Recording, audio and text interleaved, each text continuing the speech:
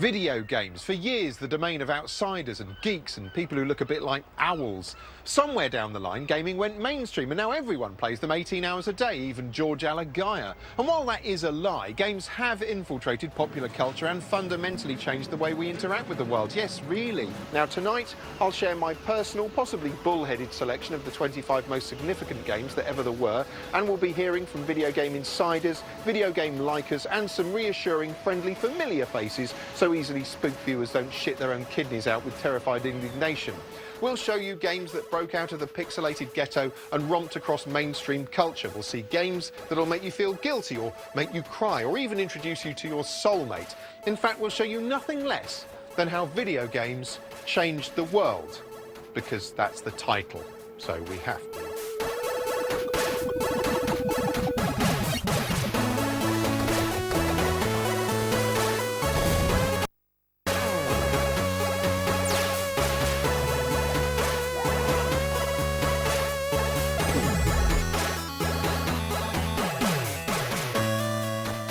Today, in 2013, games are almost as commonplace as shoes. Practically everyone plays them in some form. Even Bacon replicant David Cameron was reportedly addicted to the jolly food slash-em-up Fruit Ninja on the iPad. But games weren't always as graphically staggering, painstakingly realistic or conceptually sophisticated as they tend to be today. No, they had to start somewhere. Gaming's big bang happened in 1972 with the release of a simple-looking tennis simulator, a game called Pong.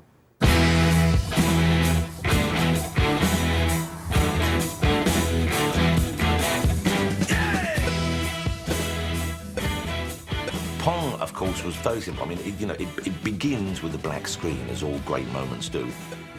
Meant to be kind of table tennis, but it was like a moving white bar that would go up and down, and you could bounce a ball from side to side.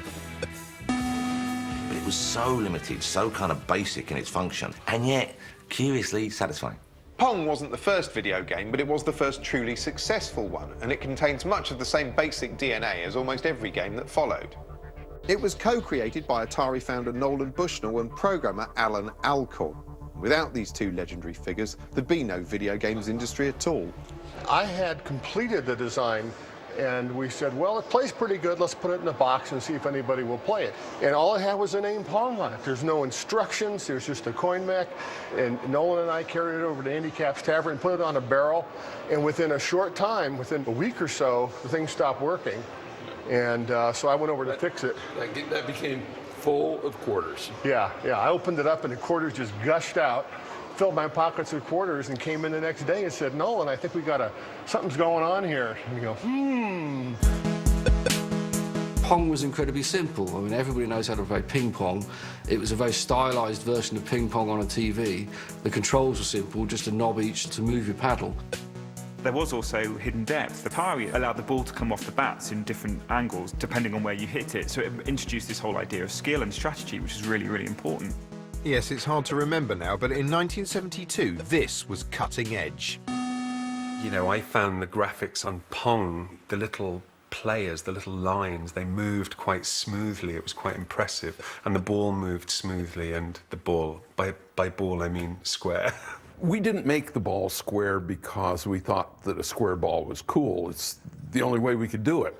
And so, you know, in some ways, I'd say the first 10 years of the video game business, we were always bumping right up against the edge of the technology that was allowed to us. You're watching the most exciting game you will ever see on your TV set.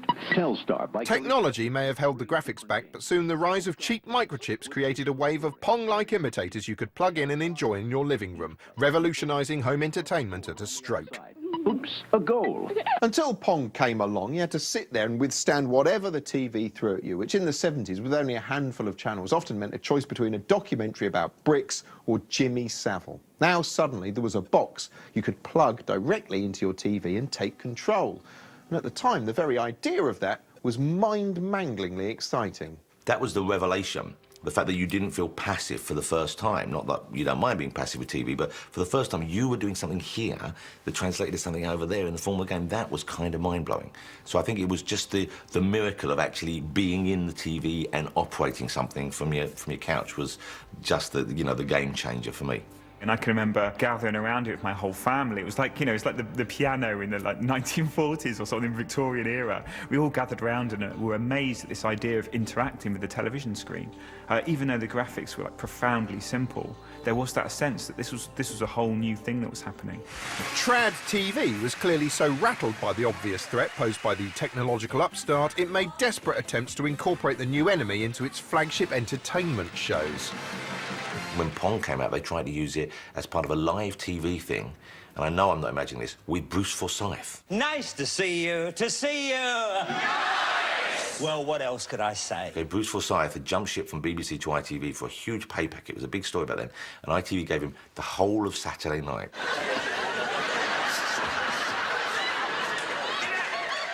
On the show, the competition they had was they had people using a voice-operated form of Pong.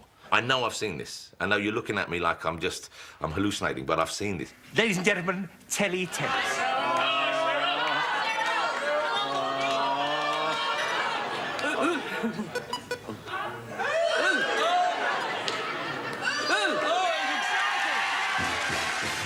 And even as a kid, I remember thinking, wow, this really doesn't work.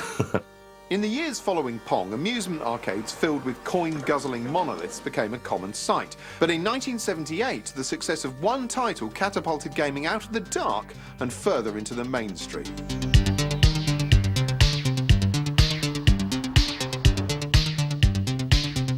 This stark, bleak humans v aliens fight to the death quickly hoovered up coins worldwide. What Space Invaders did was it took arcade machines out of those arcades, out of bars, and suddenly they were in restaurants and cafes, places where families could go.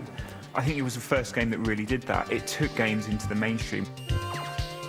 I can remember the first time I saw Space Invaders. It was at the Silver Blades Ice Rink in Birmingham. We were on a school trip on a Thursday night, and I remember seeing this game and putting 10p in the slot, and it was like a revelation to me. It was the most amazing experience, and from then on in, Space Invaders was my life. You know, you would get 40 pence dinner money each day, and you could go down to the cafe down the hill and get beans on toast for 20p and have 2 games of Space Invaders.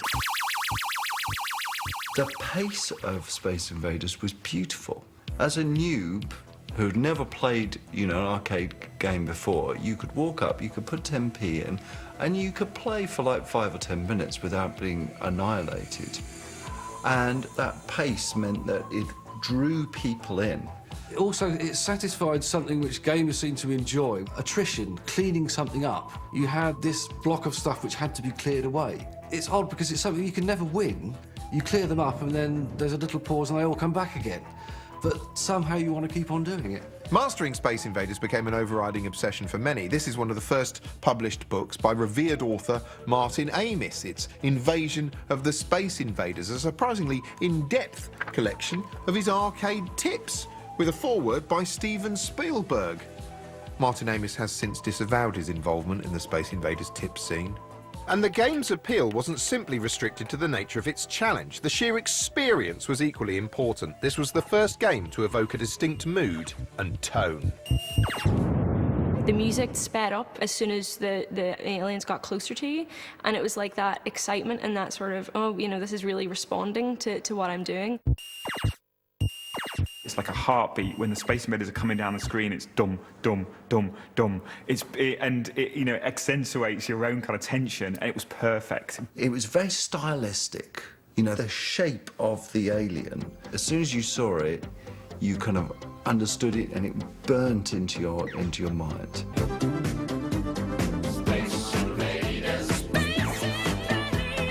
As a result, Space Invaders wasn't just an arcade hit, but a bona fide mainstream cultural phenomenon. Yes, tonight we'll be discovering just who the Space Invader champion of the Midlands is. Space Invaders tournaments were considered entertaining enough to be televised, for God's sake. And how tense Louis Coxon of Stoke must be feeling now. And the world of cheerful children's animation also couldn't resist the pull of the global fad of the moment. Left a bit, steady, right a bit, fire! Every element of the Invaders template had such an instant iconic purity it still resonates today, with references to it popping up everywhere. Slick TV commercials nod in its direction, and it appears on walls around the world, courtesy of street artist Invader. And Space Invaders still survives as a game, albeit in a remixed, reimagined modern form. Well, I was very honoured to be asked to do it. Working on Space Invaders, it's like being asked to, go on stage and play with Dave Gilmour out of Pink Floyd or something like that. Space Invaders was the catalyst for an explosion of similarly themed games in the late 70s and early 80s as pubs, arcades and cafes rang to the sound of zipping lasers and white noise explosions. The primitive graphics of the day were ideally suited for depicting basic shapes competing for power in black space, but with this incessant focus on interstellar combat, games were in danger of becoming a chiefly male obsession. To gain wide acceptance once again, games would need to become less abstract. What they needed was some kind of likeable character.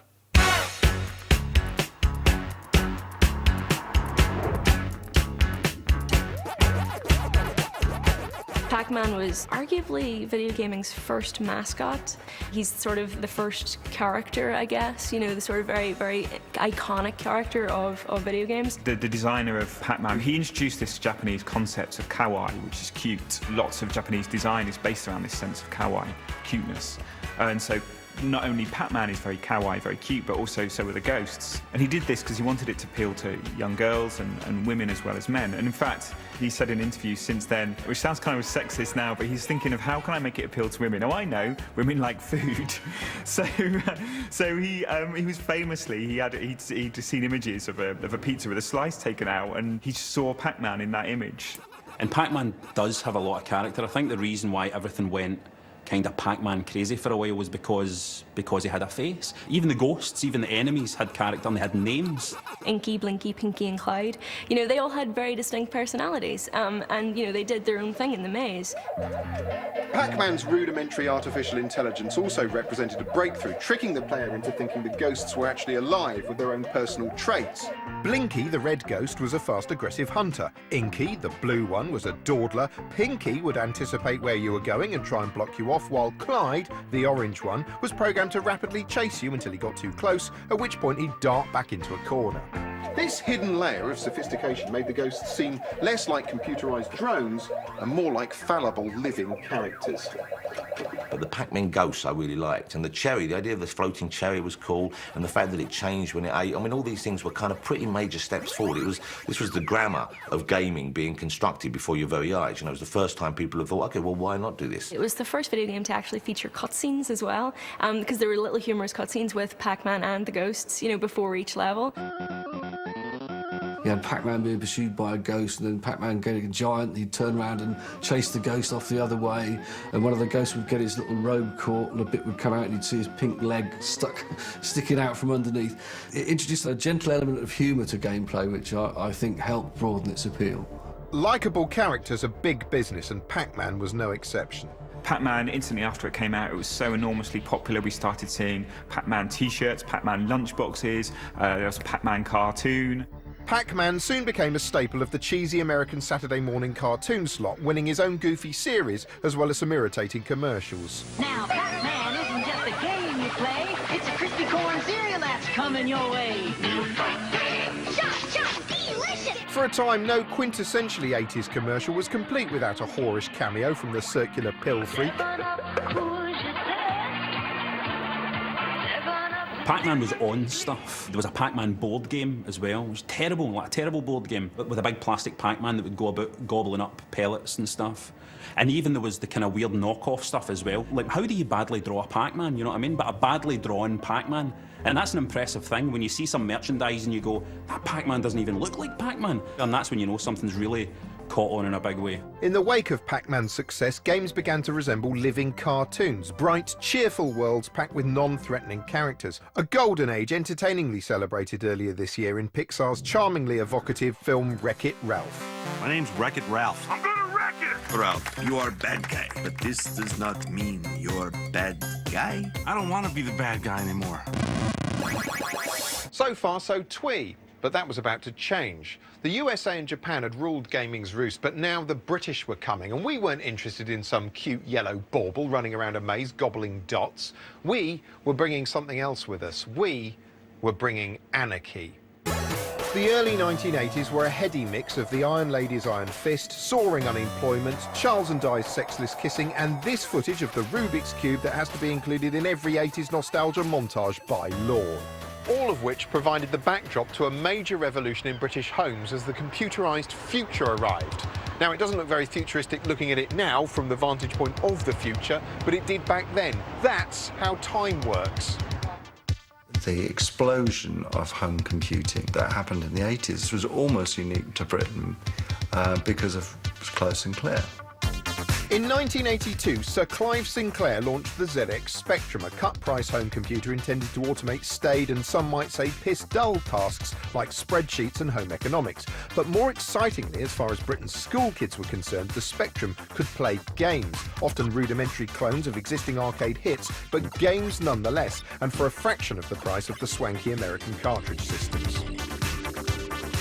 And crucially, the Spectrum wasn't a closed system. You could write your own programs for it, your own games. And if you didn't know how, there were hundreds of available blueprints to learn from, printed line by line in the back of hobbyist magazines like this.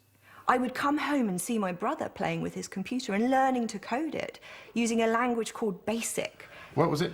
Say, what did you write? 10. Say, fuck. 20, go to 10. And then we go, fuck. That was my coding. That's my coding career. It spawned a sort of a huge explosion in creativity where some brilliant people were coding in their bedrooms. It was just like the punk movement. You know, the punk movement was very much like a DIY ethic. It was like, if you can't play a guitar, fuck it, pick up a guitar and play it. It doesn't matter if you can't do it, do it. And that's what games were like in the early 80s. It was like, you don't know anything about programming? It doesn't matter. Try it, learn, do it, release it.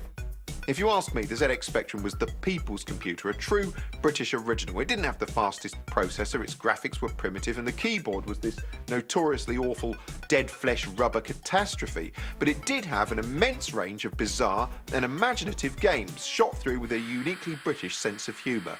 Many were almost like playable sitcoms or comedy sketches. There were hundreds of colourful, quirky Spectrum games, but only one came to truly symbolise the era.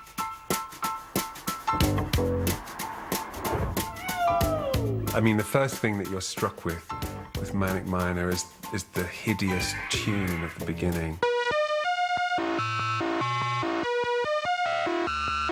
It's a sort of aural assault. It's disgusting. And the colours as well, it was so garish, but there was something really kind of charming and mysterious about it.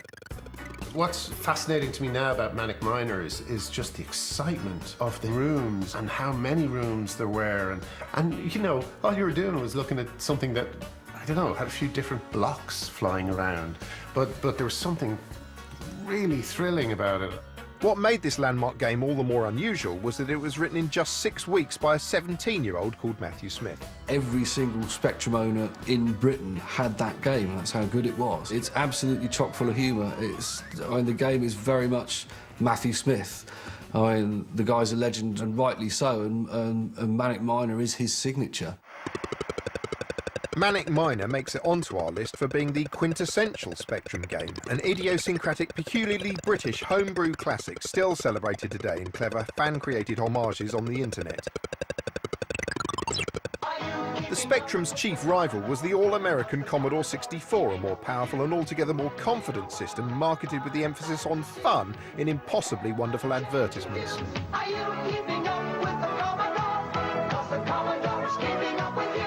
Commodore games had slicker graphics and far superior sound, and as well as its slew of American imports, it still had room for oddball British titles. One of the games that I remember most fondly and that I'm most pleased to have been involved with was my old game Hover Bother, primarily because that was a collaboration in design with me and my dad. It's another one of these silly British comedy games that just arose one morning when we were sitting in a place where there was somebody mowing a lawn outside, and we just started tossing back and forth this idea of a comedic game where somebody could be mowing a lawn and there could be a dog which gets in the way. And it was all very Terry and June, you know. But it ended up being a really fun little game. But it wasn't all rosy in the British gaming garden. It wasn't like a club, no. Commodore and Spectrum owners didn't like each other at all. Long before Blur versus Oasis or any of those hideous media inventions of fake clashes, the Commodore versus Spectrum debate was a civil war, a geek civil war, whose repercussions can still be felt to this day. Because the Spectrum was British, you know, it was kind of the local favourite and all that, but you always knew, tell me, you always knew, didn't you? You always knew that you had the lesser machine. Essentially, you'd be driving your Triumph, and that's great, and then we'd pull up in a Cadillac, which is essentially what the Commodore 64 was, with its big clacky keys. Shift, run, stop, loads and plays. Still, despite their rivalries, Spectrum and Commodore owners could unite on one key issue, and that was that the owners of the third system, the BBC Micro, very much the liberal Democrats of the computer world, they were dicks. The BBC Micro was a chunky middle-class computer created for the BBC's Computer Literacy Project, a jolly well-meaning attempt to get Britain coding, courtesy of jolly well-meaning but not notably sexy edutainment shows like Making the Most of the Micro. I've got here a listing of the programme that I've taken off the printer, and it's a reasonably sized programme for a microcomputer. Little wonder the computer itself had a bit of an image problem. The BBC was for people who were a bit posh, because that was quite an expensive machine. So if you were BBC, you were a bit posh. I was a BBC Micro guy. The squidgy keyboard Spectrum, I mean, yeah, I just laughed at it. Square it may well have been, but the BBC was soon blessed with a killer app of its own, a game that didn't just promise you the world, but handed you an entire universe, then let you do what you wanted in it. A game called Elite.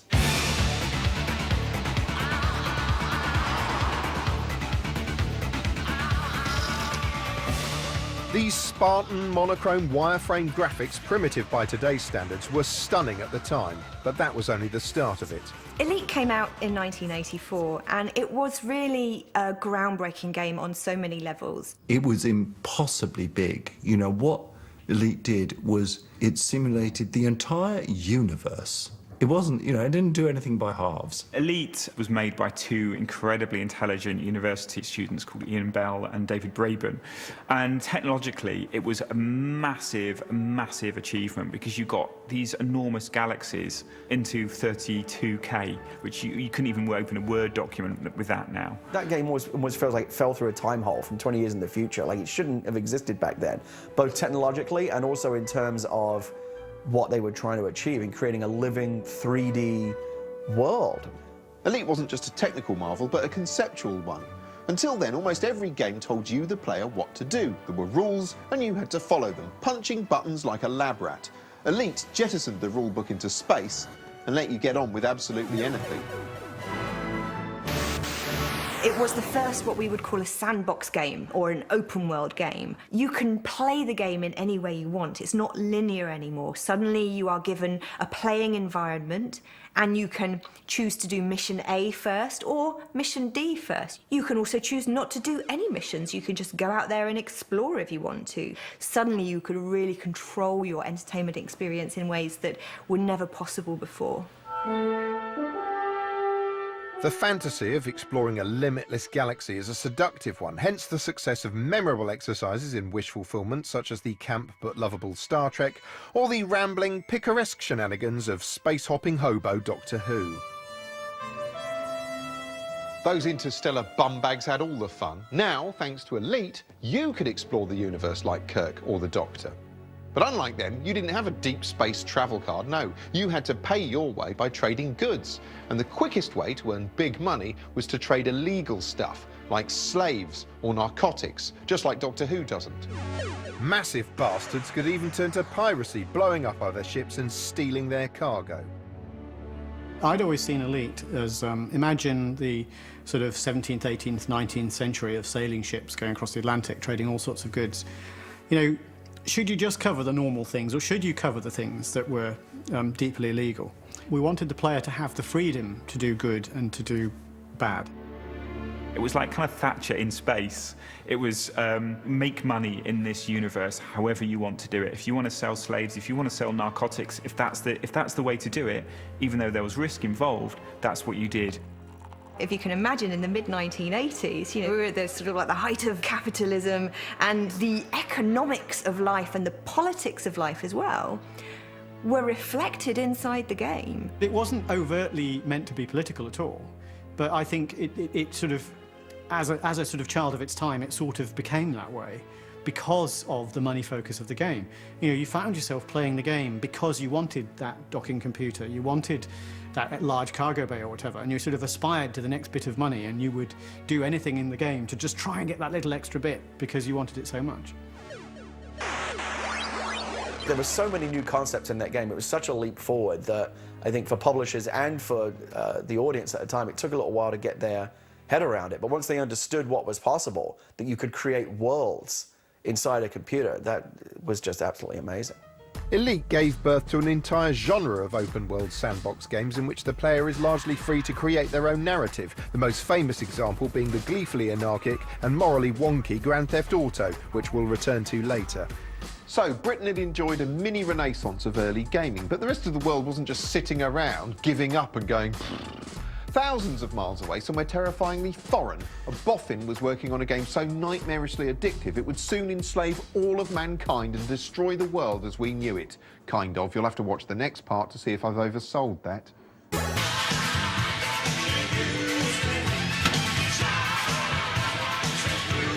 The year is 1985, and as an audience of millions pretends to live in harmony while withstanding this fucking excruciating Duran Duran performance at Live Aid, the world is in flux. Riots are tearing across the United Kingdom, and not even the glittering royal premiere of Back to the Future can stem that chaos, chiefly because the two events are entirely unrelated. Meanwhile, something was about to happen in the world of gaming that was on a par with the Beatles releasing their first single, but with catchier music.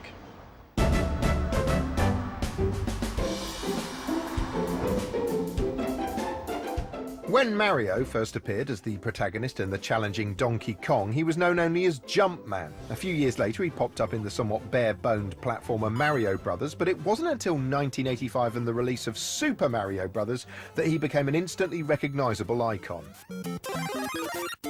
Super Mario Brothers is a side-scrolling platform game where basically you have to run from left to right, going up ladders, down pipes, jumping on monsters, collecting gold coins. He's just a masterpiece of minimalist design, because you get his personality from just this tiny bit of information. His design actually came from the limitations of the console at the time. You know, the blue overalls, the red cap, the moustache, all of which came about because, you know, they couldn't really render anything more complex than that. So it was red, white, blue and black for a moustache. It was as simple as that. You know, it was born of necessity. That's why it's curious that he's become the kind of iconic brand character that he is now. Mario just means games to me, if I'm being honest. Always friendly, always beautiful to play, like always beautiful to play. Has never really failed. And I think that Mario just represents all the right stuff in gaming, all that pure kind of fun stuff, the essence is all there in Mario. Again, it's this idea of complexity hidden behind simplicity. So Super Mario games look simple, they look beautiful, they look like they're for everybody, and they are, but they're also really, really difficult games, you know.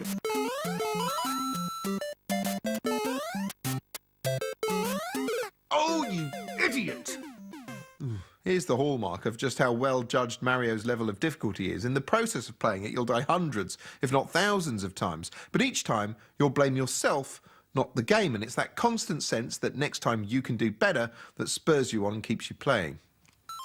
In fact, the Mario platforming format is so compelling it appeals to absolutely everyone, from the under-5s to the under-fatwas. I've become a master of the Nintendo machine. I think I've become very good at defeating all sorts of tiny little two-dimensional enemies. Yes, Salman Rushdie became a Mario addict during his virtual house arrest. He even put his addiction to good use with his children's novel Luca and the Fire of Life, seemingly directly inspired by the game. In this, the hero traverses levels, saves his progress, and has multiple lives, which probably seems like a particularly brilliant concept when you're living under a death sentence. You can't really talk about Super Mario's success without mentioning Koji Kondo's music design. Mario's music was brilliant because every melody is like memorable.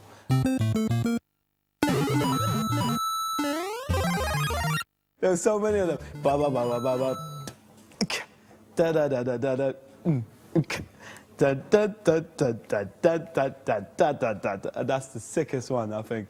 I swear, any rapper would just be like, that's the best rap beat ever. Labyrinth, come in. I think video games have influenced my whole reason for wanting to make the music I make. You know, kind of 8-bit energy, 16-bit energy. It's kind of inspired especially a lot of the earlier stuff that I made with Tiny massively. It just had a very important effect on the way I think about music and see music and get inspired with music as well. Mario was created by Shigeru Miyamoto, seen here winning a BAFTA in celebratory scenes.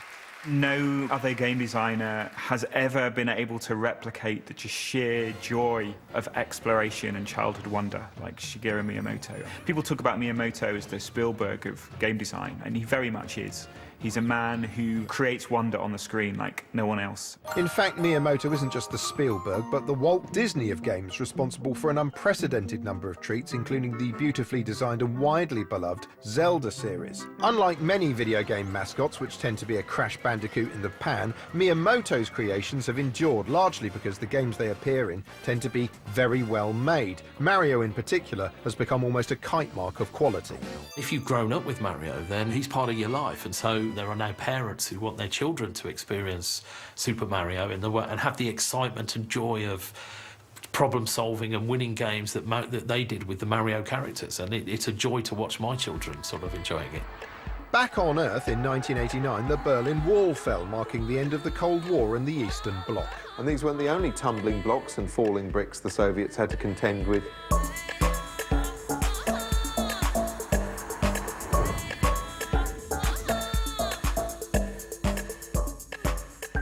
I think there's been puzzles throughout the ages, and I think Tetris is the perfect incarnation of a traditional puzzle game in video game form. Everybody is familiar with putting puzzle pieces together, and it just combined that with reflexes, and that was kind of the perfect melding of two worlds, like sports and puzzles. When video games started out, they were things that anyone could play, stuff like Pac-Man, Donkey Kong. They were things that literally anybody could understand. Tetris is just like that. Games had gotten more complicated, but Tetris was fit shapes together. The minute you learn how to play Tetris, you've already succeeded at it. And there's not many games you can say that about. The minute you learn, oh, this block goes here, oh, this fits in here, oh, then that fits in here, that goes boom, and you've already succeeded right away. The minute you learn it, you're winning at it. And I think that's the magic of Tetris. That's what makes it completely compelling right for the start. It's just a design that's so perfect that every single game designer who looks at that thinks, I really wish I could have made that. It's so simple, but so beautiful. Tetris's straightforward design was largely a result of the way it was created. Computer engineer Alexei Pajitnov wrote it on the defiantly and non-gamesy Soviet and utilitarian Electronica 60 terminal. It was pretty much at the dying embers of the Cold War. It was one of the first products that moved from east to west, and interestingly, he never actually made any money out of it until very, very recently, because it was effectively owned by the Russian government. Tetris was perhaps the first game that was compelling to the point of being addictive. While playing, you were dimly aware that some kind of irrational appeal had completely gripped your mind. It was like a sickness, absolutely like a sickness, because it was a constant, can I do this? I can do it, I've won. Can I do this? I've won, I've won, I've won, I've won, I've won, panic, panic, panic, and then eventually you would lose, but there was always, success was always just a couple of button presses away. It was always a couple of button presses away, so it was just a constant reward. There's a concept called flow in video game playing, and in fact it happens outside of video game play as well, and it's where a person will be completely immersed and engaged in the task at hand, and everything else just disappears and falls to the wayside. Years ago, the repetitive nature of knitting was quite often used to help people with low-level mental health issues, low-level depression, and Tetris is a similar kind of environment to that. If you handed me Tetris right now, I would play it for an hour, happily. Tetris, for me, was a hugely significant game because it was the first game I ever got on my Game Boy, which was basically your conduit to life and entertainment as a child. Bundling Tetris with every Game Boy was a masterstroke. Here was an addiction you could carry around with you for a cheeky hit now and then, just like cigarettes, but a bit less deathy. I dread to think how many, bus stops and train stops were missed because of it, but, it was that sort of thing. You could just take it out in your pocket and play it whenever you had, any moment of downtime, and that's something we're still seeing today with mobile phones. Its lineage leads to things like Angry Birds. The whole kind of casual mobile scene pretty much had its ancestry in the likes of Tetris. Even as the Russians were chalking up their first big hit with Tetris, meanwhile on our side of the Iron Curtain, Hollywood was starting to get seriously involved in the games industry. Games were being created by the people who brought you Star Wars. Star Wars. What was interesting straight away about the LucasArts studio was that obviously it was under the umbrella of Lucasfilm, George Lucas's company, so it was the first connection between film and games. LucasArts started, and it had a mandate to stay small and not lose any money and to be the best, I think were the three slogans they had. And also, don't use Star Wars. George wanted this new company to stand on its own legs. Early LucasArts efforts were action games, which, while technically cutting edge, didn't have much of an impact. What these games were missing was a coherent story, something you'd think Hollywood would excel at. The first attempts at computerized interactive fiction, such as Zork here, consisted of nothing but text on a screen, a kind of playable novella you'd navigated through by typing in instructions like go north and get lamp. This Spectrum adaptation of The Hobbit added crude graphics to the sea of text, not quite Peter Jackson. It wasn't until LucasArts turned the genre into a point-and-click cartoon that interactive storytelling came of age. When anyone asks me what my favourite video game is, it's not your Grand Theft Autos, it's not your Call of Duties, it's Monkey Island.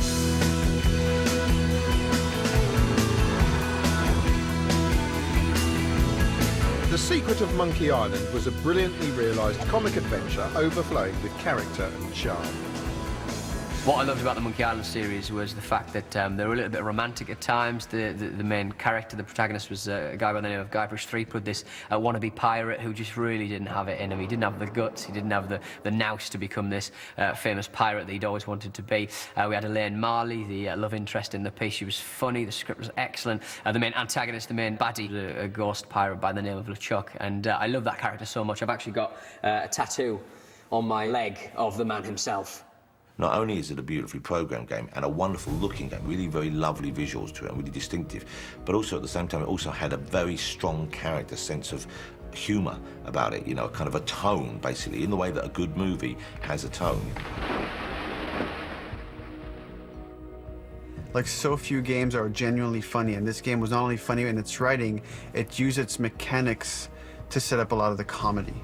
I don't know if you remember, there's a sword fight in Monkey Island that you have to win, but the way that you win it is not by being better with the sword, but by having the funnier comebacks. It's basically an insult sword fight. The character that you're fighting against will insult you in some way, and then you've got a various choices of what's the funniest retort, what's the funniest comeback. And as you would win the argument, as you'd win the fight of witty rejoinders, the fight would go in the same direction. I mean, we were so influenced on Monkey Island by, The Simpsons, but also, I think, Monty Python, in a way, like the Holy Grail was doing to the Arthurian legend, we were hoping to do to pirates. Fittingly, for a game forged from many different influences, some believe Monkey Island turned out to be quite influential itself, pointing out similarities between the game and the vastly entertaining Pirates of the Caribbean movies. Both the game and the film feature a reluctant swashbuckler who attempts to rescue his wisecracking love interest from a motley crew of zombie pirates with a scary undead leader. There are even individual moments that seem vaguely familiar. For instance, here, Guybrush Threepwood solves a problem by using a coffin as a boat, a bit like Jack Sparrow did in Dead Man's Chest. I'm sorry, mate. Mind if we make a little side trip?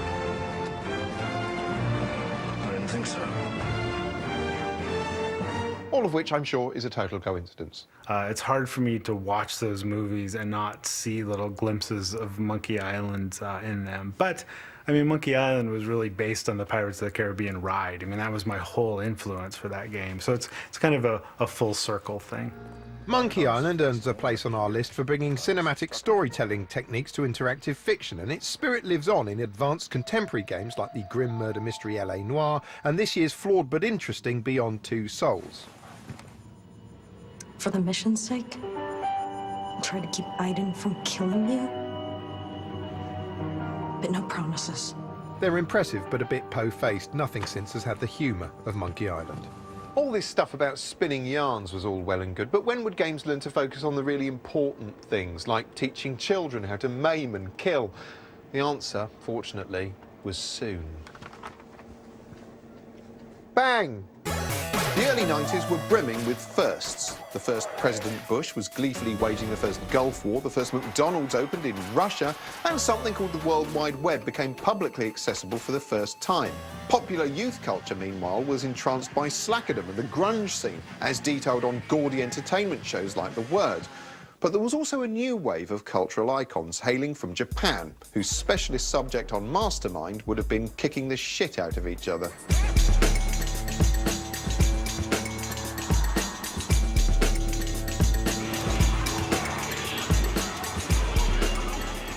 Street Fighter 2 looks incredible. It's the game that made gaming cool. Arcades had to draft in more machines just to accommodate for the demand for it, you know? It was just such a huge phenomenon. Street Fighter 2 is a prime example of why games are good, because you've got a friend and you say, let's just have a, you know, a reasonable game of Street Fighter. Yeah, sure, let's have a game of Street Fighter. And you end up screaming at them, I'm going to kill you, I'm going to kill you. But it was great because it was competitive and it was so unlike anything that I'd ever played before, to be honest, because it's just two characters punching each other in the face.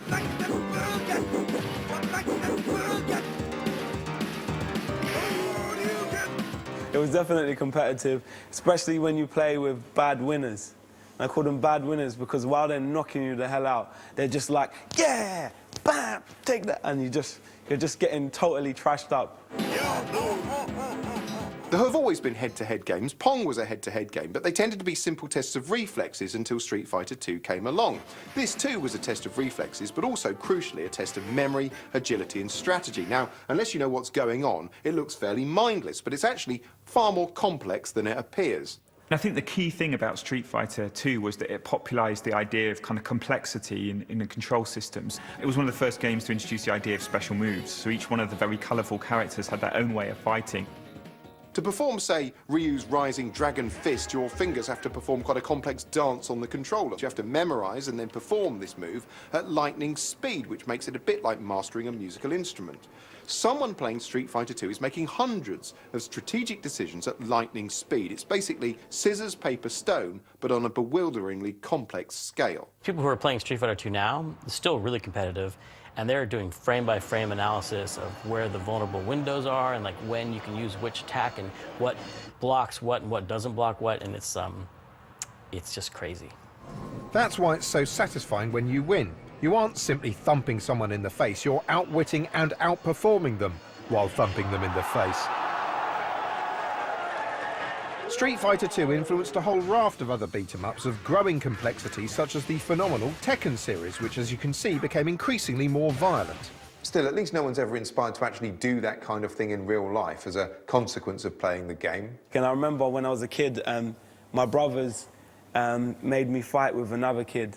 And it was just like a little kind of spar with another young kid that was my age. Everybody thought I was going to lose, and I actually used Tekken moves to win. It was so dumb, but I actually won with my dodgy little Eddie Gordo and Paul moves. My missus still laughs at me about that. Like, I remember my brother saying it around the table, and I was like, oh shit, I actually did it. That's how much I was into Tekken. It's so wrong. Oh, well, at least they're just kicking and punching each other. It's not like games are full of people running around shooting guns. By 1993, there had been a few games in which you shoot people with guns from a first-person perspective, like the fun Nazi-culling excursion Wolfenstein 3D, but it was the release of our next game that truly cemented their place in history.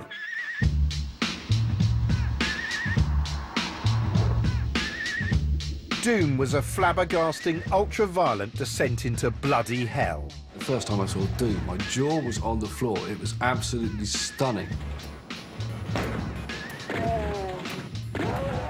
Doom was one of the big holy shit moments in games history. I remember I'd been working at PC Gamer for about a year when that had come out, and we were experienced video game people. We all did that for a living, and Doom was one of those moments where the first time we saw it, we were like, "What is this?"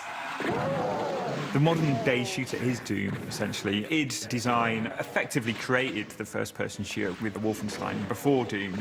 Doom popularised it because it was the perfect implementation, I think, at that time, of the idea of seeing of you inhabiting the character and the camera view being your view of the world. In fact, this groundbreaking first-person viewpoint was actually a happy accident. The reason why we made the games first-person when we started was because it took less processor time to actually not draw a character in front of you. So the game can go faster because of it. There was something very, how can I describe it? Lonely. About Doom. I know it's not a shock for some people to imagine computer game players as being lonely, but Doom was one of those games I used to dream about. There was a feeling of real isolation to it, and I found that quite powerful at times. Isolation is scary. Doom was scary, very scary, honestly. Young people hearing older people talk about how Doom was scary must be like, when you read those stories how when people saw the first cinema and they would see a train coming and they would run out of the cinema. You know what I mean? You hear those stories and you kind of laugh, you think, these idiots, they thought it was a real train coming. But, things can have an incredible effect on you when you're first experiencing them. The reason why Doom was terrifying for me was because there were doors in it that could open and shut. And that seems like caveman stuff, like being scared of that. It's like, ugh, being scared of a shadow or something. But the fact that there were doors and you could hear things behind the doors, that was an incredible kind of leap forward. That was an incredible thing. One of the things that makes Doom scary is just obviously the darkness in the game. And it's also scary in that enemies, you can hear them wandering around. And so they're there somewhere, and just hearing that and not seeing it is a scary thing. And also, that you could go through a hallway and accidentally step on the wrong thing, and all of a sudden a wall opens up next to you and stuff is coming out at you. Doom was packed with so many innovations it was almost embarrassing, but its biggest innovation of all was the immersive and compelling multiplayer mode. I can remember I was actually working at a game development studio, and one day one Saturday, we all went in and set up the computers, set up the local area network so that we could all play Doom together. And it was my first experience of being in a game world with a whole bunch of friends, playing together, beating enemies, and being aware of each other, that whole idea of telepresence, the idea of being aware of each other in a game world. It was fascinating, and it was so compelling, and we just played for 12 hours straight. The beauty of video games is that it adds a dimension to friendship that nothing else does. Going to see a film with your friends is nothing compared to being in a shoot 'em up or a game with your friends. And Doom was the first game that really allowed us to experience that. Yeah, although it's hard not to notice that experience is kind of violent, and in this regard, Doom was a child of its time. By 1993, technology had improved to the point where in-game characters could be represented, albeit crudely, by real people, as in the notorious Mortal Kombat here. And the sight of these real people maiming and mutilating each other was a step too far for some. When a player wins, the so-called death sequence begins. The game narrator instructs the player to finish, and I quote, finish his opponent.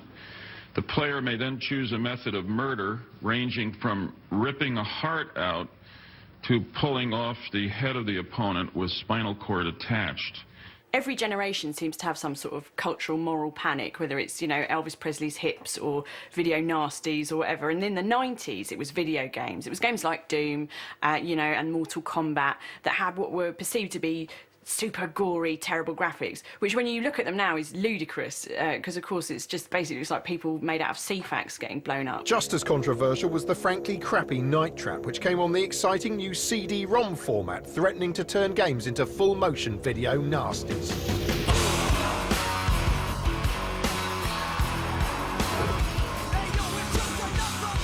5 teenage girls have disappeared after spending the night at the old Lakeshore Winery house of Mr. and Mrs. Victor Martin. It's like a television program in a lot of ways. And the purpose is you're part of a crack team that's protecting some girls on a slumber party. So the gameplay is basically clicking on CCTV cameras and setting traps for these kind of vampire things that are coming in. And because it's video and not graphics, and especially at the time, I think, it was lifelike, because it wasn't the clunky graphics of the 80s. This was film you were watching. And it is quite disturbing to watch it, actually, because it does feel very voyeuristic. I understand why it was controversial, because even today, if you made a game today where the concept was spying on, you know, college girls in their lingerie via various security cameras and kind of stalking them around this house, that would be very controversial now. Back then, I can understand why people had the reaction that they did. It has been quite a leap from Pac-Man to Night Trap. Night Trap, which, just to be clear, was a deeply shit game, was such a hot potato it featured heavily in a US Senate hearing on video game violence, which led to Toys R Us taking it off the shelves. Mortal Kombat and Night Trap are not the kind of gifts that responsible parents give.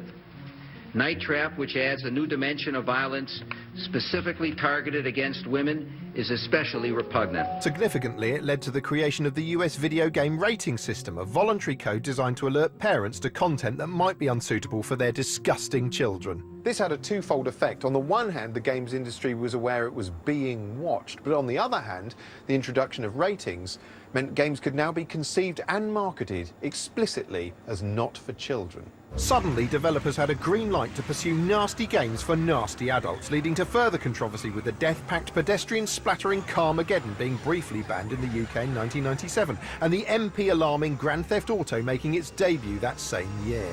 Lots of people at that time, moral campaigners, were trying to link video game violence with real-life violence, and we saw this later on with the Columbine tragedy, which lots of people tried to suggest that the two kids that were involved in this were heavy games players. Every time there is any sort of violent act in the news, it's always reported like, and the shooter was a big fan of, you know, Grand Theft Auto or Call of Duty. And it's like, well, that's because he's an 18 to 35-year-old man. That's probably why he's a fan of that game, not because he's a psychopath. Recently in the USA, the National Rifle Association has tried to shift blame for a spate of mass shootings away from the availability of firearms and onto the shoulders of video games. Through vicious, violent video games with names like Bulletstorm, Grand Theft Auto, Mortal Kombat, and Splatterhouse. Ironically, the NRA makes some crude target shooting and varmint hunting games of their own. Furthermore, not everyone is convinced of a link between violent games and violent behaviour. I think there might be violent people that play these video games, but I don't think these video games turn you into violent people. We should move on. We should talk about some of the positive aspects of video games, or some of the genuine challenges we can make to the industry, like where are the positive female role models in games. But, you know, if we carry on with this debate, it amazes me that it's lasted for so long. Dedicated gamers tend to reflexively scoff at any suggestion games might be too violent, but it's clear that even the most hardcore splatter movies don't dwell on biological destruction to quite the same gleeful degree as many games do. Increasing graphical fidelity means the debate will intensify as the portrayal of violence does. It's easy to laugh at the low-tech depiction of death in the early Mortal Kombat games, but the recent Mortal Kombat 9 features extreme and upsetting imagery that would be almost entirely unthinkable in most other mediums.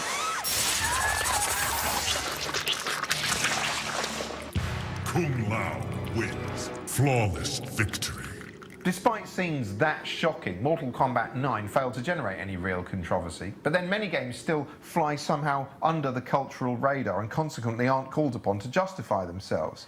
I'm traditionally quite nonchalant about violence in video games. I played the shit out of things like Doom and Sniper Elite, but even I find that basically unacceptable, which either means I've become a terrible wuss in my old age, or games are becoming so forensically graphic they're reaching a tipping point. Some games have a more mature and responsible attitude to depicting violence than others. Some are outright irresponsible. Others, I think, do it in a much more mature and responsible way. And so I don't think there's anything inherently bad about expressing or exploring the subject of violence in video games, just as there is in any medium. But certainly there is violence in the real world. There's going to be violence in any artistic reflection of the real world, and video games are no different. And when women in games aren't being gruesomely sawn in half, they're often being simplified, patronised and objectified. You'll never be a match for me. But the games industry's treatment of what I tactfully won't refer to as the titted gender was about to be challenged, as we'll see after this break. Picture Picture the scene. It's the mid-1990s and no one knows what to make of humankind's poxy existence anymore because O.J. Simpson has just left court an entirely innocent man. Baring's Bank has collapsed thanks to rogue trader Nick Leeson, and in the world of pop, middle-class Kinks fans Blur are going head-to-head with dirge-spewing musical chimps Tea Party Oasis in a battle literally no one gave a shit about even at the time. Meanwhile, bruised by the beating it took over flogging violent games to kids, the games industry suddenly hit on a new target market. People off their faces on ecstasy. Or clubbers, as they're technically known. Have you seen any drugs taken? Oh, did you take any yourself? Here we have a normal, healthy young man. And here we have a fellow who's been experimenting with PlayStation for only a few minutes. Enter the slickly marketed PlayStation, positioned as the post-club, post-spliff entertainment medium of choice, bristling with trippy visuals and credible soundtracks. PlayStation had moved gaming on, and that gaming was now something that young adults did, and not just men. Lots of women played Wipeout, lots of women played the early PlayStation games. They understood that there was something powerful about putting a woman on screen.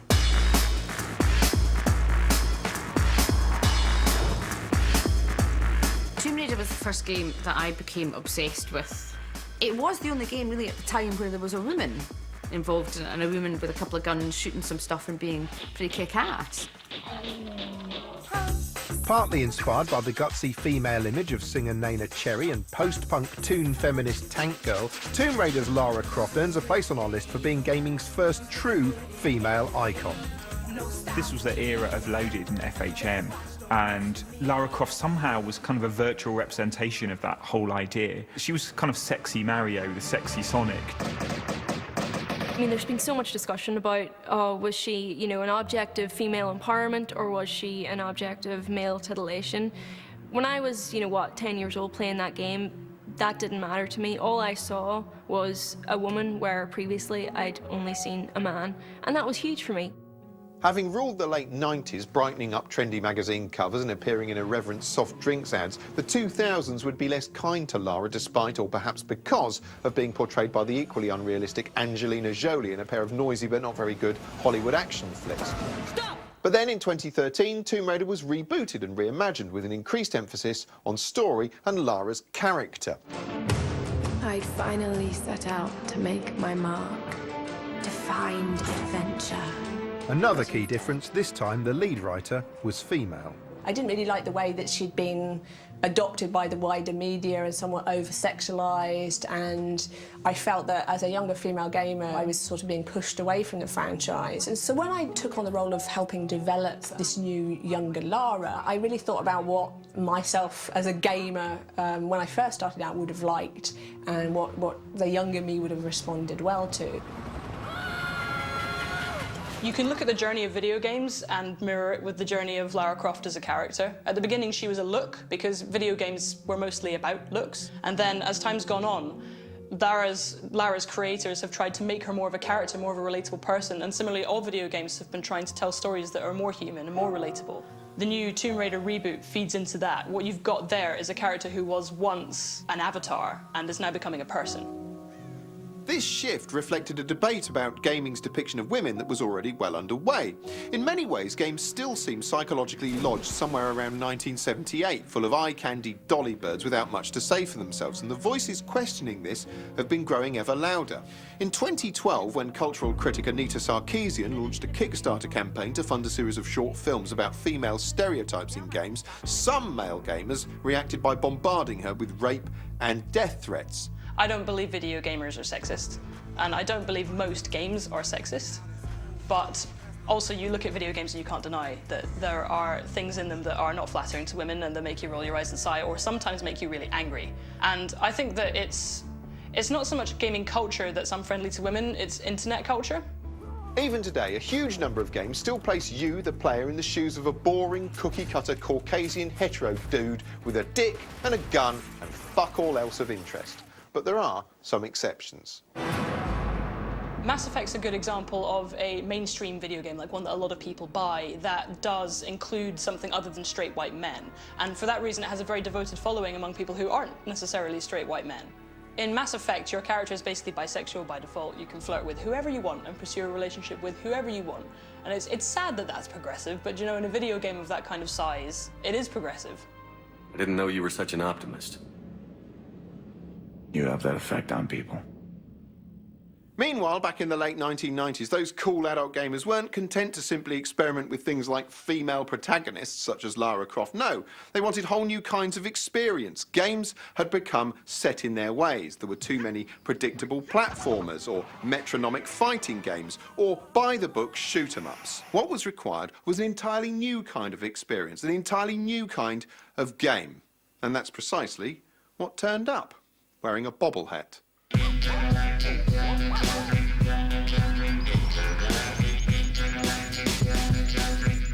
Parappa the Rapper is a game about a musical dog who learns the value of self-belief by rapping with a kung fu onion, and while you just press buttons along with the beat. Parappa the Rapper was incredible, and it was such a simple, really clever use of the controller. You know, you had to hit the things in sequence. It's the first time I became aware of the boom, boom, ba, boom, boom, ba, boom. You know, that kind of very simple Simon Says kind of gameplay.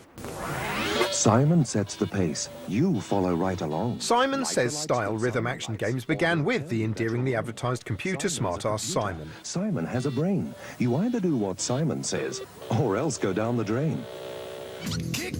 Parappa turned this basic concept into a playable, psychedelic, musical pop-up book. The songs are...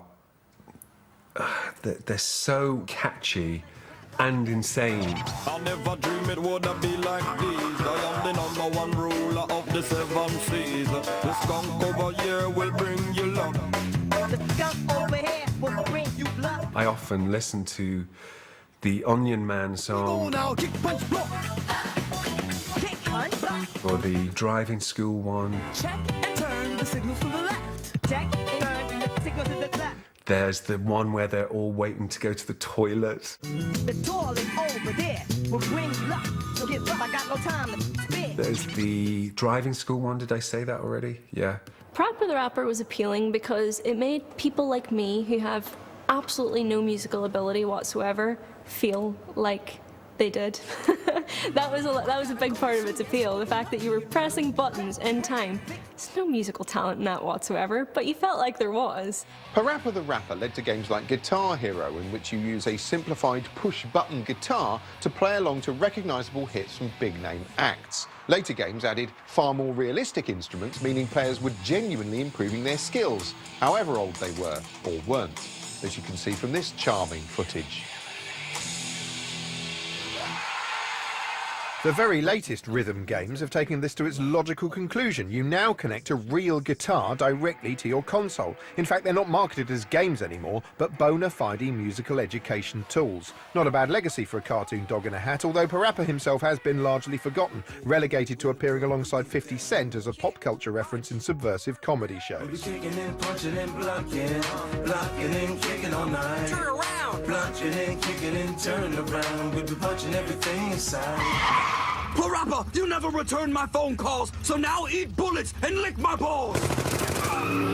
It's a rarity talking about games on TV. TV doesn't often do games, and one of the key reasons for that is that TV commissioners believe no one wants to watch other people playing them, which is a valid point. I mean, picture two dweebs playing some baffling point-and-click strategy game. It's not like anyone's going to, I don't know, pack out a stadium to see that.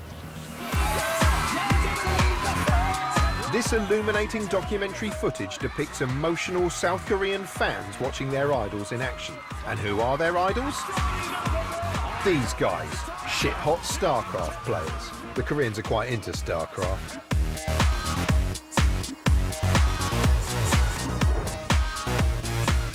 A densely complex war sim, StarCraft is basically fast-paced space chess. StarCraft is a real-time strategy game of building up a base and sending off soldiers to kill people, but at a pace that will take whole years off your life. StarCraft is really interesting in that it has emerged as the first sort of competitive sport of gaming. If you look at a country like Korea, for example, StarCraft is effectively the national sport. I mean, there are cable television channels dedicated to StarCraft. The key StarCraft pro players in Korea are superstars. They have fans, they have a screaming adulation. As you can see, it invokes unparalleled excitement amongst commentators. I think for a lot of people, they just enjoy watching people that are good at things, you know what I mean? I mean, it's almost like watching like virtuoso piano playing and stuff when you watch some of these guys playing StarCraft and their fingers are a blur when they're playing it, and it's kind of fascinating. Never mind fascinating, the Korean audience finds the game shout-out-loud shitifying.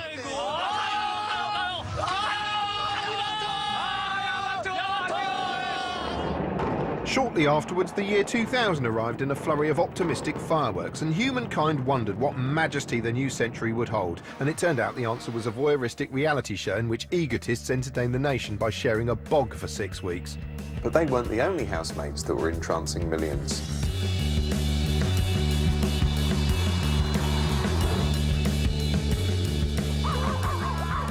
The Sims, in some sense, is kind of a life simulator where you create little people, personalities. They then live their lives in the game. You can create houses for them, they can get jobs, they can fall in love, they can have kids. Following in the footsteps of the voyeuristic satire The Truman Show, in which the world tuned in to watch the mundanity of a suburban life, The Sims tapped into our desire for a perfect domestic existence. It certainly appeals to that part of you that wants to escape into another world and create another version of yourself. Almost too similar to what your real life is. I was living on my own when I first played The Sims, and I thought I'd try it out. I didn't really go for it. I didn't enjoy it. I just thought I couldn't see the point of it, to be honest.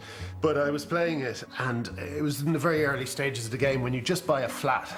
And I noticed there were all these little green patches on the floor and the sound of flies near the green patches. I was like, what the hell are these? And I realized that as the game progressed, more of these would build up. I thought, well, how do I get rid of them? This is annoying. And then I figured it out, that it was waste paper bins. You put waste paper bins in each room, and then those little green things stopped appearing. And I was playing the game, and I thought, maybe I should put waste paper bins in my flat. The Sims wasn't just idle play, it was stressful. You had to micromanage every aspect of your Sims' existence, from how many bins they had to how often they went to the toilet. You had to eat healthily, exercise loads, and generally behave if you wanted a good life, and that good life was rigidly defined as a well-paid job, a smiling partner, and a tidy house full of possessions. Maintaining all of that became increasingly difficult. It took the American suburban dream and turned it into an endless point-and-click pain in the arse. It was actually meant to be a satire of US culture, and I think most people didn't get that. And the promise of the game, really, in The Sims, is that you have all these objects, and each one has like little ratings. You know, the couch will improve your comfort this much. But each one of these objects becomes kind of a ticking time bomb. They can break, they can, you know, catch on fire, they can become dysfunctional. And you find that these objects that you're buying to basically make your sim happy are now making your sim miserable. But even though The Sims' roots lay in satirising consumerism, it soon became a capitalist cash cow itself, with a barrage of distinctly unironic branded spin-off packs you had to pay for. I don't think The Sims will ever be as popular again as it was when it first released, and I think the reason why is because we are The Sims now, really. Each other are The Sims. When you look at social networks and you look at Facebook and stuff like that, you now have that top-down view into people's lives. The Sims created a realistic world, but then just made you conform in it. Luckily, a game was about to come along that would let you indulge your darker side. On September the 11th, 2001, millions feared the world was about to slide into chaos. Weeks later, a video game consisting almost entirely of nihilistic urban anarchy ushered in a new age of morally blank freedom for gamers.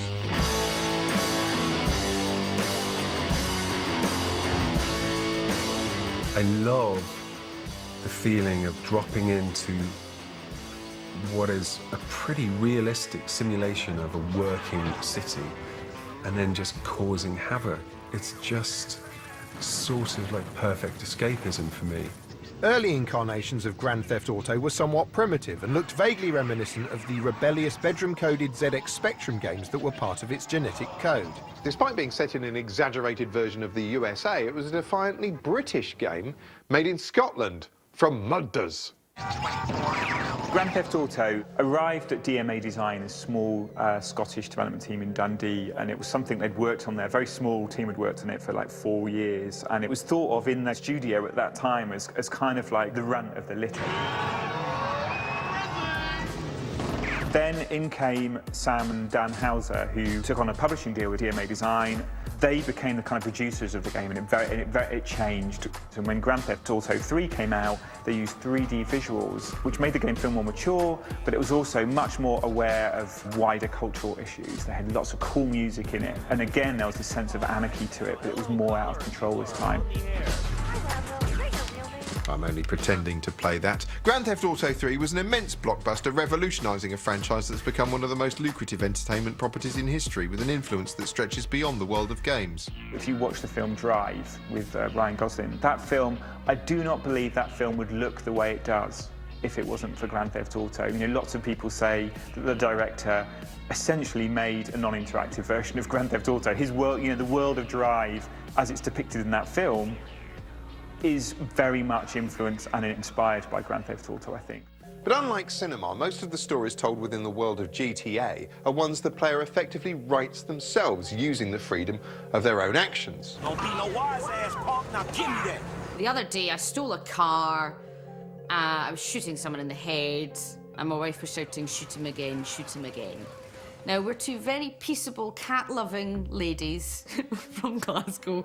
I think I can rationalise it because I know it's not real. It's not real. Yes, and if rib-tickling viral videos are anything to go by, GTA's world of fantasy indulgence even seems to appeal to older players, especially those with an axe to grind against energy companies. Hello, what do you do for a living? Work for British Gas, do you? You wanker. I'll give you put my bills up. Master bank, you take that. You won't put them up no more. Bang, one for you and one for you. For some reason, this level of anarchic freedom seems to upset people. Parents, listen up, because here's what you need to know tonight. In Grand Theft Auto, your son, or your husband, or your boyfriend, or whoever, can hire a prostitute, have sex with her, and then beat her to death with a baseball bat. Well, GTA is the gift that keeps on giving for tabloids. I mean, Parliament debates it, there are motions tabled in the House of Commons on it, there are endless commentators who judge it to sort of be something linked to the devil. If you're a parent and you allow your son or daughter to watch this, even if they're beyond 18 years old, you're a lousy parent, in my opinion. It is the definitive moral panic game. Ladies and gentlemen, this is your moment. Please don't make me ruin all the great work your plastic surgeons have been doing. Grand Theft Auto is pretty much the Frankie Boyle of the gaming world, really. It's controversial, Scottish, nihilistic, hard to defend in The Guardian, and to what end? Well, because it just wants to make you laugh, of course. Yeah, shut it, pal. You'll leave here with an asshole like a yawning hippo's mouth. It is interesting, being a Brit living in the United States, I think people outside of America tend to look at the American world from the outside a little bit more cynically. We look at American culture and American values with a little bit more cynicism than people inside American society do. You have to be on the outside to hold up a mirror, and that may be what the reason why GTA has been fairly successful as a piece of satire. Again, I think the satire, the commentary in GTA is often very crass. I think they miss the target as often as they hit it. But again, the fact that they're trying goes beyond a lot of what a lot of AAA big budget video games ever try to do. It's a giant cartoon, Grand Theft Auto, and it's not exactly a subtle representation of anything, but then it's not meant to be. If you want a subtle representation of something else, read a lovely book by Jane Austen.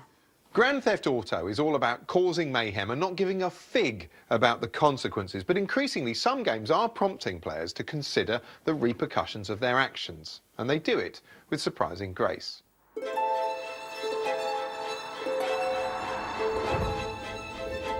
Shadow of the Colossus was a really fascinating game in a lot of ways. It was a really meditative game. You played a character who lived in a fantasy world whose mission was to rescue a princess, which is a very basic video game setup. Your job in the game is to bring down these huge creatures. It's like 7 huge boss battles where the bosses are not only monsters but so big that they're almost a landscape in themselves. And gradually, as the game goes on, your feelings, as you bring down these monsters, become more and more complicated. Because every time you killed one of these creatures, you realize you just killed something magnificent, something large, like larger than life, this beautiful, majestic animal, and you just slaughtered it for some unknown reason. And every time you did one of those things, your character design slowly morphed and became darker and darker, and you realize you are the villain of this world. Shadow of the Colossus was significant because it helped forge a new way of looking at games, one in which the player could no longer be entirely certain they were the hero. It also influenced recent indie titles like Papers, Please, which, despite its basic appearance, is a complex game that causes the player increasing discomfort. Papers, Please is a game where you're a customs officer working on a fictional border of a made-up country, and you have to check everyone's paperwork to see whether or not they can come into the country. All the mechanics is like someone approaches kind of the checkpoint and hands you their papers. And they might ask you to let them in. They have family, there's someone that's starving inside, or they're trying to bring somebody to them. But your job is just to check, are their papers forged? Do they have all their papers? And then whether to allow them to get in or reject them. You quickly realise you've got to be a bit evil. If you don't make the quota every day for stamping enough people through, you don't get enough money to feed your wife and kids. And it's the sort of game that you play it, and you realise why people do bad things. It puts you into a position where you slide and you go, all right, well, just one person. Then before you know it, you're completely corrupt. And you never really noticed it happening. Through those mechanics, you feel a feeling that's so unique to gaming. You feel guilt. And a movie can't make you feel guilty, a book can't make you feel guilty, but here's like, I'm making an action and someone can curse me because of it, and I feel guilty. And it's kind of brilliant in that way. Games excel at making you stand in other people's shoes, not just the shoes of corrupt Eastern European officials, but creatures so phantasmagorical, so beyond our imaginations, they don't even need shoes. Imagine that. You can't.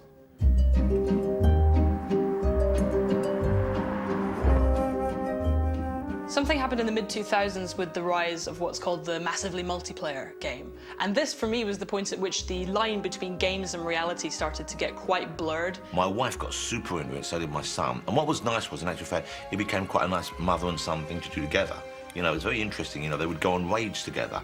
You know, where else can a woman, a grown woman, who's mothered several children and written several hit movies, go out with their son, skin some animals, kill a troll, okay, win some gold, and still see a lovely bit of scenery in a lovely new mythical city? Nowhere. The problem with a game this seductive is it can also be quite addictive.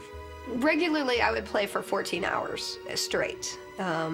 When I would be raiding, I'd do a couple raids a day, and then I have to do upkeep in between the raids. You hear of people who will sit there, especially men, I have to say, who will sit there with buckets or bottles attached to their nether regions so they don't have to move, they can play constantly and just pee in a bottle.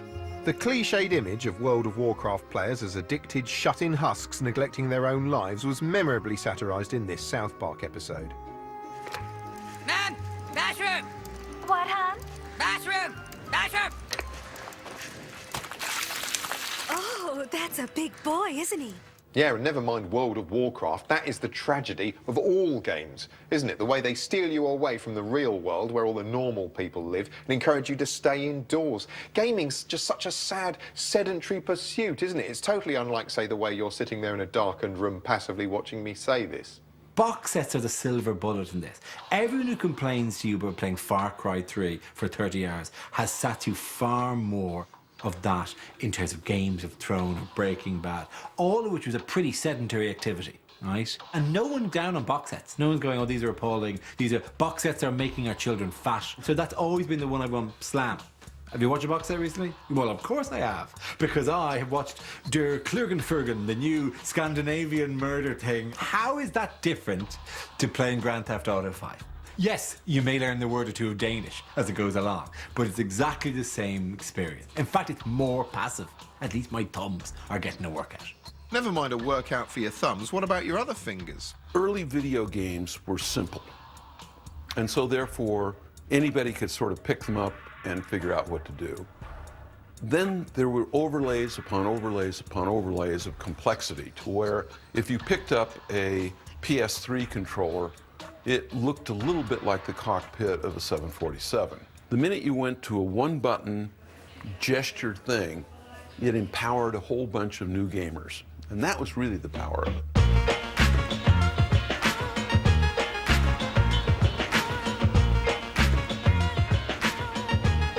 It sounds too good to be true. Being able to play a game of tennis in your lunch hour, and you don't even have to take your suit off. It was the first time you could actually play games with your family and have a level playing field. You know, you could hand the controller to your grandma, your mum, and say, let's play tennis, and they might well beat you at it. And for a long-time gamer, that was a great experience. Wii Sports is on our list, not because it's one of the best-selling games of all time, shifting over 80 million copies, but because it's one of the most accessible, turning gaming into an even more mainstream pursuit that can be easily marketed at anyone who can do this, or this, or this. All right, this one's my favourite. Chop chop. I'll cook for you, Marv, if you want.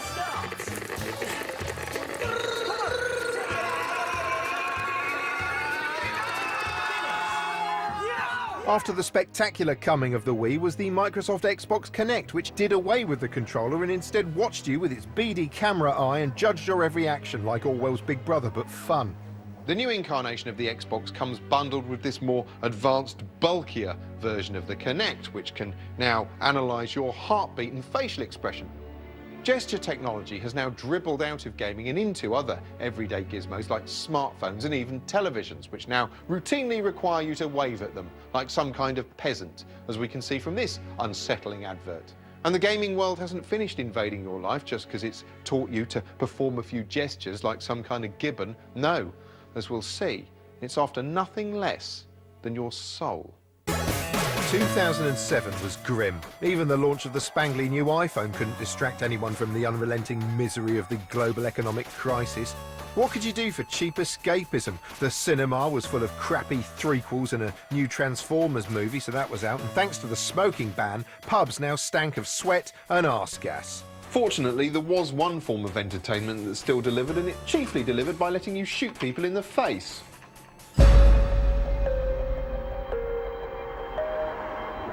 This action-packed epic is very much the Citizen Kane of remorseless gunfire. Modern Warfare is about putting you into the shoes of a soldier, putting you in the middle of a battle, and not just as, you know, the lone superhero, but as part of this giant machine. You know, it's a world going on around you. The Call of Duty franchise is impeccably produced and fun to play, but also so brutal, many find it hard to stomach. For my money, the most disturbing mission in Modern Warfare is Death from Above, a mission which puts you in an AC-130 gunship and puts a kind of grainy film over the cameras. You're looking down and shooting at targets you can't even recognize. It's the only mission in Modern Warfare that could be photorealistic because the real-life footage we see on the news from AC-130s is grainy. And it's tremendously disturbing because you can't make out what these figures are. It could almost be a statement, but it's not. It's just there so you can have fun, and that's very dark. Every Call of Duty game seems to have its banner moment, which is almost deliberately conceived. Oh, this will be the level that will get us all the headlines in the Daily Mail and, you know, the Sun, and these are the things that people will complain about. I think that's a little bit cynical. The game's success also lends the debate about violence an interesting new kink. Many of the guns it features are real-world weapons licensed with the manufacturer's full consent. It's a kind of grim product placement, which means the game doubles as a shop window for future gun owners, albeit inadvertently. Trouble is, some of its more fanatical fans are the very last people you'd want owning guns. Or even rocks, to be honest. Fucking come out of there, bitch! Oh my god! Fucking lightweight marathon, you think you're fucking good? Get the fuck! Call of Duty is the prime example of a game with a horrible player base in terms of behaviour online. Oh my god! Shut the fuck up, you stupid fucking darkness! There's a joke that comedians tell called the Aristocrats, which is just basically the most offensive joke you can possibly tell. And playing Call of Duty with a headset on is like listening to a children's choir sing the longest, most vile Aristocrats joke in your ear for hours. It's intolerable. Darkness, I swear to God, I'm gonna come over there, I'm gonna fuck your mom like the pig she is! All of that could lead you to believe that present-day gaming is horrible.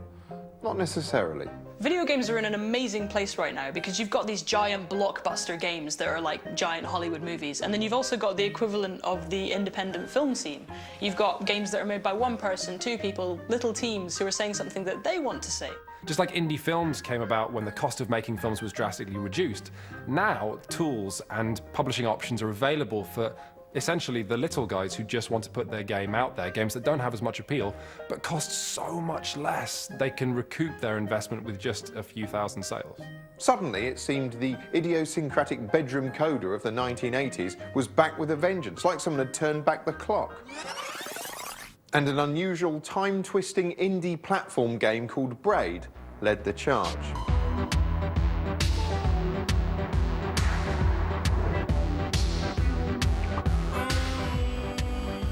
Braid is it's a puzzle platformer.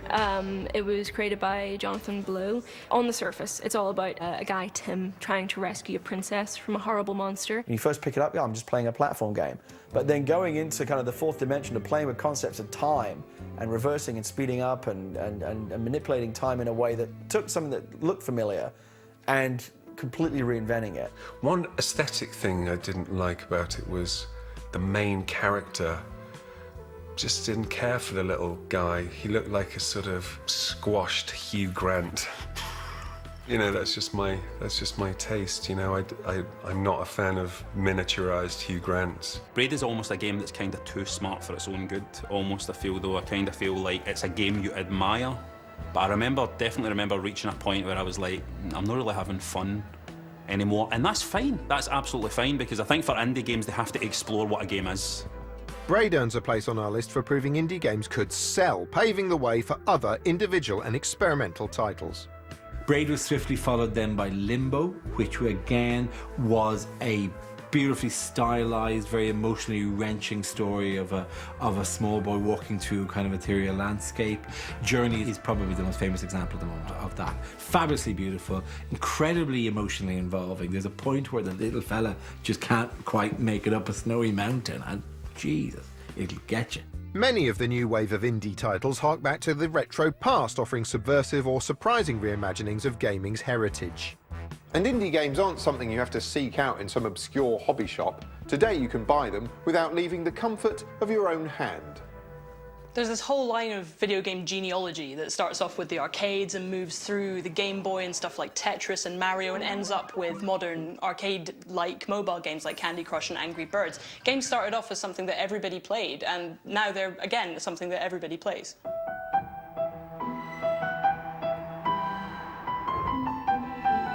Lots of people that didn't really think of themselves as gamers will play something like Angry Birds because it's like a time killer. Because wherever you are, whatever you're doing, if you're in a doctor's waiting room, if you're on the bus, if you're bored on the tube, you can play Angry Birds and it kills that dead time. With its intuitive, visually appealing gameplay, Angry Birds has brought intense handheld pleasure to millions, just like your mum has. Angry Birds is a nice enough game. I don't think it's the best game in the world, but I mean, certainly it deserves to be a success. Whether it deserves to absolutely rule the entire universe to the exception of anything else, I really don't know.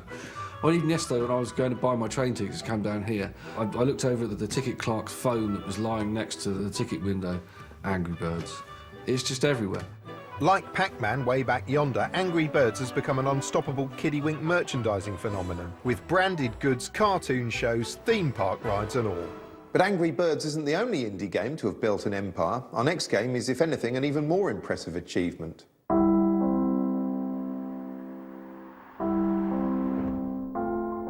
Minecraft was just one of those bits of gaming genius. I think you can sum up the appeal of Minecraft effectively by just saying it's Lego of video games. Minecraft is an open-world game which lets players shape their environment by placing or destroying blocks. It's easy, it's creative, and it's social. The beautiful thing with Minecraft is that you see people playing together to create something, to build some massive project. People coming together to build replicas of the Starship Enterprise and stuff like that within Minecraft. And that's a lovely thing, because most of the time in games, people come together to destroy stuff and each other. Minecraft became a hit, selling over 33 million copies, and its most enthusiastic fans are children. Children can interact with Minecraft and it allows them to be creative in a way that nothing else does. Like reading a book is great, it's wonderful, but it doesn't allow them to be part of that fantasy. Minecraft does. And they create these huge worlds for themselves, these huge structures, not because someone is telling them to, but because they want to. And they're probably learning, so much about teamwork and design and architecture and the environment just through playing this game. You get lots of teachers now, geography teachers use Minecraft to get children to design villages. You get physics teachers now using Minecraft to teach kids about simple mechanisms. And finally, I made it work. The Minecraft escalator. It really communicates to kids. Like my children, my sons play Minecraft a lot. My older son is on the autism spectrum. To him, Minecraft is so valuable because it's a world of logic and creativity which he immediately understands. And this is the same for all children. Like, it's really helped my son in a lot of ways kind of express himself, which is really profoundly important. You know, I'd love to shake the maker of that game by the hand because I think he's kind of changed my son's life. So the world of games has become like the world of cinema, with multi-million-dollar blockbusters to one side and low-budget cerebral indie titles on the other. But now there are signs of a third way emerging. We're seeing the beginnings of the gaming equivalent of the critically acclaimed HBO box set. Where did you get the money for this? Drugs. I sell hardcore drugs. Oh, good. You started helping out with the mortgage then. Yeah, you wish. Jimmy! Dad? Honey, come here. Come here. Jimmy! Jimmy, stay back! Jimmy, I am warning you! Don't! The Last of Us is the story of these two survivors in a world that has been ravaged by this pandemic. And we follow Joel, this middle-aged survivor who's willing to do anything it takes to survive, cross kind of any moral line. And through circumstances, he ends up teaming up with this 14-year-old teenager girl, Ellie. I need a gun. No, you don't. Joel, I can handle myself. No. I think Ellie in The Last of Us was a great female character. She's young, but she's very capable, but she's also got this interesting vulnerability, and she's not grown up in our world. I've never been on a plane. Isn't that weird? And she can't really kind of understand it, and she sort of brings a unique perspective because of that. She can't envisage a time when young teenage girls were just sort of obsessed with kind of boys and looking good. That's completely alien to her. Is this really all they had to worry about? Boys, movies, deciding which shirt goes with which skirt. It's bizarre. Like any self-respecting box set drama, the game gradually and inexorably moves towards a fulfilling, some might say devastating climax. For the first time in my life, I was crying as I held the controller and moved the character around. I must have I'm really glad my wife didn't come in, but I was just kind of moving around going, oh God. Game designers are getting older. You know, lots of the big game designers are in their 30s and 40s, and they have children, and they suddenly are thinking about games in a different way, not as systems, not as scoring mechanics, but as an emotional experience. Oh, baby girl. It's okay. It's okay. It's okay. In the next 5 to 10 years, we're going to see more games about emotions and about social situations, about politics and about society, because we are now living in an age where we understand what happens around us in a very interactive and a very digital way. So here we are now in 2013 with games at a bit of a crossroads. From the monochrome simplicity of Pong, they've transformed via this series of technological and conceptual shockwaves to become the most varied form of entertainment since the written word. But one thing we've seen throughout this show is that gaming never stands still. And sure enough, a new generation of hardware has just arrived, bringing with it a fresh set of capabilities which is going to overturn everything that went before. As their slick promo material makes clear, the new PlayStation 4 and Xbox One are both more powerful than their predecessors, but perhaps the biggest clue to gaming's future is their marked new emphasis on integrated social networking features. Now, why would game systems want to include social networking? Unless maybe social networking already functions like a game.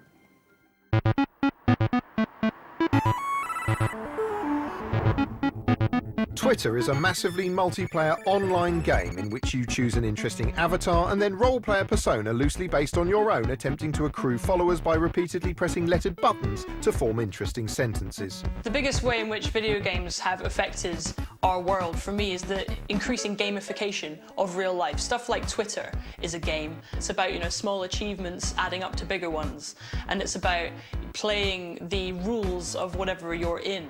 Gamification means applying the mechanics of video games to real life. Now, often this boils down to incentivizing people to perform the same action over and over again.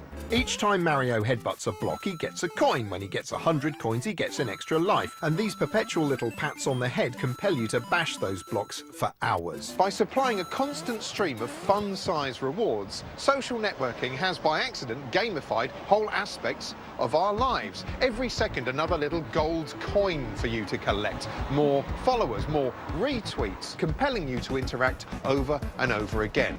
These are games we don't even realise we're playing. Every day you have a drama and you have everyone sort of piling in to be the one to talk about it, to be the one who gets retweeted. It has become kind of a game that I find myself gauging when I do a tweet how popular the tweet's going to be, and I try to guess ahead of time, like how many retweets is that going to get and how many favorites they're going to get. In terms of the competition, especially between like celebrities or people with the verification tick. Every time I see someone, or every time someone's talking about someone, they're talking about how many, oh, I've got 50,000, I've got 1 million followers, I've got this. And it kind of very much reminded me of a lot of games like that. It was always about how many points you got, and it ups your profile and makes you feel like you're doing something in your life. What I do on Twitter a lot is just project a false persona. And it's like that Avatar thing, you know what I mean? It's like World of Warcraft or anything like that. The way I am on Twitter is nothing like the way I am in real life. That feels like a game sometimes, you know what I mean? If you're a sociopath, it feels like a game. So, how have video games changed the world? Well, they've entertained us, they've put us in the shoes of cartoon characters in fantastic settings, they've made spatial reasoning fun, they've allowed people to connect and explore non-existent worlds, they've helped bridge the gap between Eastern and Western culture, they've provided a safe space to run riot, to fantasise out loud without anyone actually getting killed, they've handed a generation of creative thinkers a whole new set of tools to express themselves with, and they've inspired and instructed millions of children, not that anyone cares about them. But perhaps most significantly, possibly sinisterly, games have now burrowed by stealth into aspects of our social lives online, and we in response have cheerfully invited them in, and that trend's just going to continue until whole areas of our existence have become games. In fact, you'll scarcely be known as you anymore, you'll just be known as Player One. You might as well change your name by deed poll now and have done with it. That's the end of the programme now. I mean, I'd say game over, but only a prick would say that. Get out of my show.